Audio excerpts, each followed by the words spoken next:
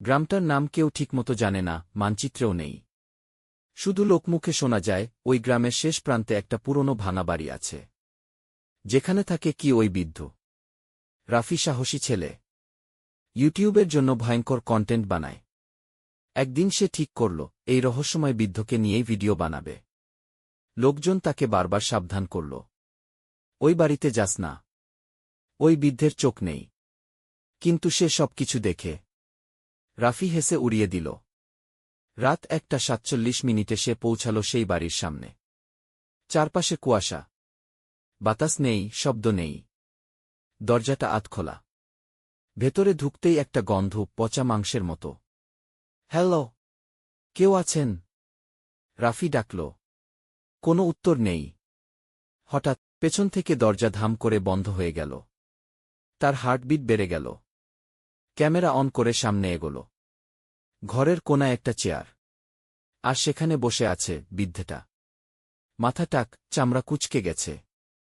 কিন্তু সবচেয়ে ভয়ঙ্কর, তার চোখের জায়গায় শুধু কালো গর্ত। তবুও সে হাসছে। তুমি আমাকে খুঁজতে এসেছ? কাপা গলায় বলল বৃদ্ধ।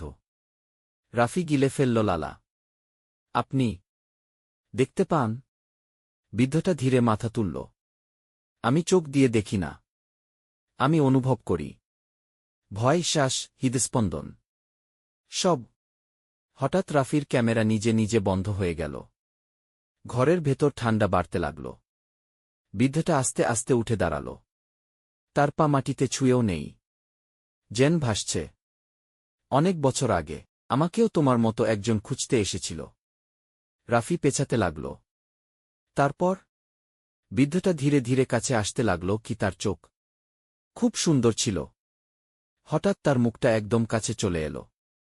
তাই আমি ওটা নিয়ে নিয়েছি। রাফি চিৎকার করতে গেল, কিন্তু তার গলা দিয়ে কোনো শব্দ বের হল না। সে অনুভব করল, কেউ তার চোখের ওপর ঠান্ডা আঙুল রাখছে। ভয় পেও না, তুমি এখন আমার মতোই হবে, অন্ধ, কিন্তু সব দেখতে পাবে। পরদিন সকালে গ্রামের লোকজন দেখল বাড়িটার দরজা খোলা। ভেতরে ঢুকে তারা শুধু একটা ক্যামেরা পেল। ভিডিওটা চালু করতেই দেখা গেল, শেষ ফ্রেমে রাফি দাঁড়িয়ে আছে, তার চোখ নেই, শুধু কালো গর্ত, আর তার পেছনে দাঁড়িয়ে আছে সেই বৃদ্ধ হাসছে।